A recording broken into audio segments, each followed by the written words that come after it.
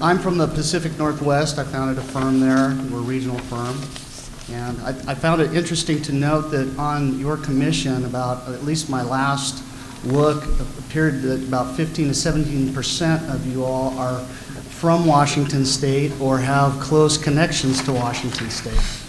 And that's probably because our state is very, I would say, a bit on the bleeding edge, particularly with regard to regulatory reform, disrupting the current regulatory scheme that we're all sort of used to practicing under.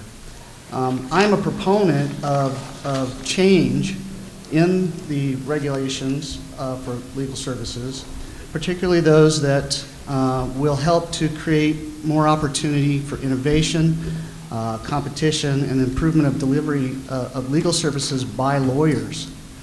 I expressed my ideas in some written comments that I submitted to your commission in December. Today, though, I'd like to just say I'm a person that believes that all of these things that we're talking about right now are going to come one way or another. We're going to someday have multiple kinds of practitioners. We're going to have ABSs, or alternative business structures. And so I think that this is a process we're going to go to get there. So today I'd like to mention some of my thoughts and concerns about the future of regulation.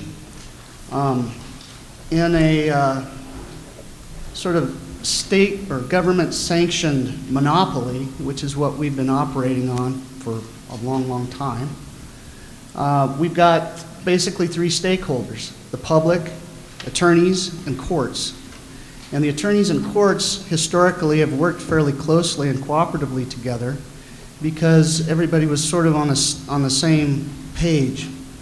But as the monopoly erodes, which it already is in a de facto manner, we're going to have a lot more stakeholders.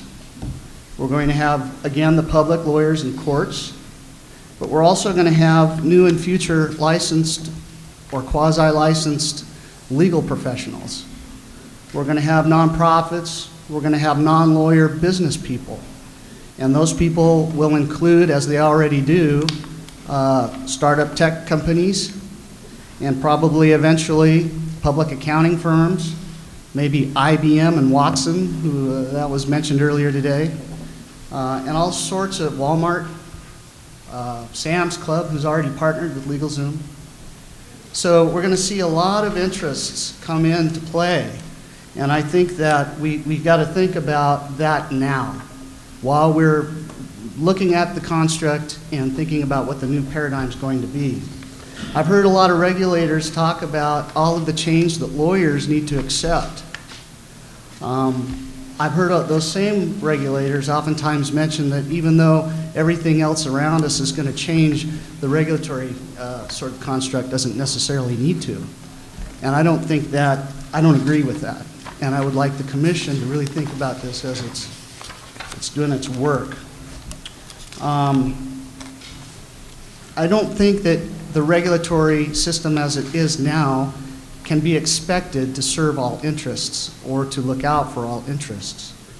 I also don't think that the current way it funds itself and organizes itself is going to be able to handle the kind of regulatory burdens that it is anticipated to come.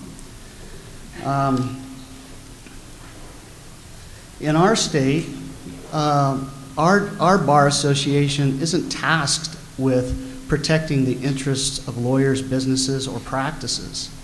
It's tasked with essentially protecting the public, which is fine and good. I believe that regulators should regulate, and I think that lawyers should establish an association that looks out for the interests of lawyers, both professional and financial.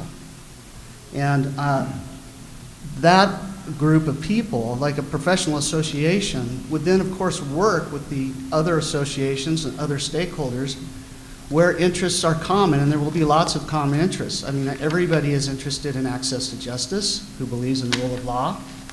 And everybody else, there are a variety of things that we'll agree on, but there will be points where interests diverge.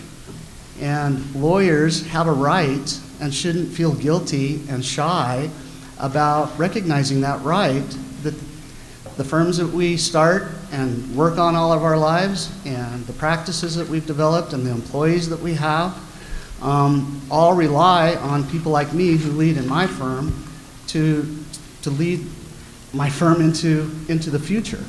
And so I would like to know that there is an association that is representing those interests as part of the voice and part of the stakeholder group that is at the table to create the new paradigm that we will eventually go into. I think that the ABA is in the perfect position to do just that. Very respected, obviously, been around forever, very influential, and a national organization. And as the states are figuring out how to do what they're going to do to deal with this change in our future, I really think the ABA can be a strong leader in helping to bring some thought leadership and some uniformity, et cetera, to bear. And thank you very much. Thank you, Mr. McKinley. Any questions for Mr. McKinley? Yes, Dean Rodriguez. You mentioned the regulatory system. Again, thank you for your testimony. It's quite important and fascinating. There are, of course, a plethora of regulatory systems, right? Even in your brief testimony, you mentioned various layers and levels of regulation, region, state, national, and also interest groups embedded within those associations, and acknowledge, quite frankly, that lawyer organizations have the prerogative of looking after the interests of lawyers in that regard, but noting that there will be multiple stakeholders. So I just want to push you a little bit on where you ended up with, which is your confidence that the ABA is the best association, the best vehicle for dealing with these kinds of issues. And maybe sort of two questions. One is maybe say a couple sentences more about why you believe that's the case, other than what might seem to be circular, which is we have a commission under the aegis of the ABA. But why is the ABA the best organization for that? And the second is, I wonder if you'd look beyond the ABA and give us some examples of some other regulatory systems or locations, venues, vehicles for this kind of innovative thinking and regulation along the lines that you suggest. Sure. Well, I don't know that I said that the ABA would be the best, but I think what I meant to say anyway is that it would be a good option for that, and primarily because, as you all know, trying to get lawyers together and organize and work together is like herding cats. And the ABA has been doing this for a very long time. And so I think that there's an opportunity, if the ABA chooses to take it, to think about how can it be relevant in the future as our future changes. And there's such a long history and such a deep organization that it seems like we're ready to roll right now on that. If you look at the UK, before they went through the Legal Services Act change, they had separate organizations that regulated each, or represented and regulated each of the solicitors, the barristers, and I can't remember the third group. So in that respect, they sort of segregated out their regulation as well, presumably thinking about the interests of those different, and protecting the interests of those different turfs, if you will. When they went through the Legal Services Act and that went into action, they created an uber regulatory body, which I'm sure you guys probably all know this by now.